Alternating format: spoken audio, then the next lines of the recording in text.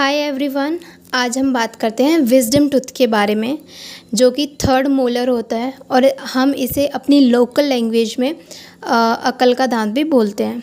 ये 18 से 25 साल के एज ग्रुप में आता है। ये कुछ लोगों में नहीं भी आता है और कुछ लोगों में 25 साल के बाद भी देखने को मिलता है। ठीक है, तो ये जिन लोगों में निकलता है उनमें ये अकेला नहीं आता है।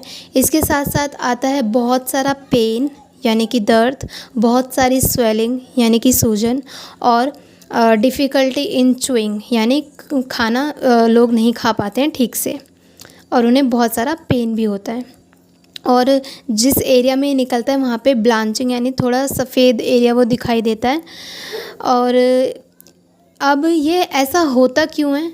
क्योंकि जिस एज ग्रुप में ये निकल रहा है ना, यानी कि 18 से 25 साल की जो एज ग्रुप है, उस टाइम तक आते आते हमारी बोन यानी हड्डी और हमारा मसूड़ा दोनों ही मैच्योर और टफ़ हो जाते हैं।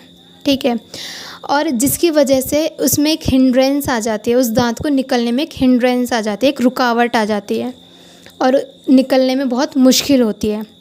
इसीलिए पेन होता है और इसीलिए स्वेलिंग होती है। और जो ये दर्द होता है ये सिर्फ इस एरिया में, मतलब जहाँ दांत निकलता है उस एरिया के अलावा कान का दर्द भी ये हो सकता है, सर का दर्द भी कर सकता है और गले में भी दर्द कर सकता है और सटकने में भी मुश्किल हो सकती है। ठीक है, तो होता ये इसीलिए ये क्योंकि जो बोन है और जो मसूड़ा है वो टफ़ हो जाता है और हिंड्रेंस बनती है, इसीलिए ये सब प्रॉब्लम्स आती हैं।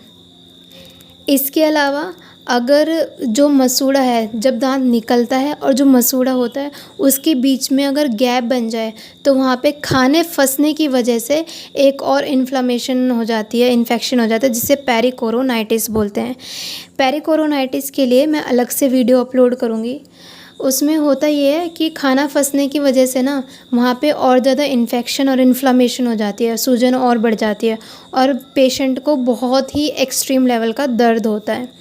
ठीक है, तो अब इस चीज़ का इलाज क्या है? इसका इलाज ये है कि कुछ तो दवाइयाँ खानी होंगी और कुछ जो डेंटिस्ट है वो एक माइनर सर्जिकल प्रोसीजर करेगा। तो उससे वो क्या करेगा, जो मसूड़ा होगा उसको वहाँ से हटा देगा और जो हिंड्रेंस होगी वो हट जाएगी और दांत को निकलने में आसानी हो जाएगी, वो आराम से निकल के आएगा। ठीक है, अब प्रेस्क्रिप्शन क्या लेनी है हमें? 3 दिनों का कोर्स है जिसमें होगी हमारी टैब ऑगमेंटिन 625 mg। ठीक है, जो कि हमारी एंटीबायोटिक है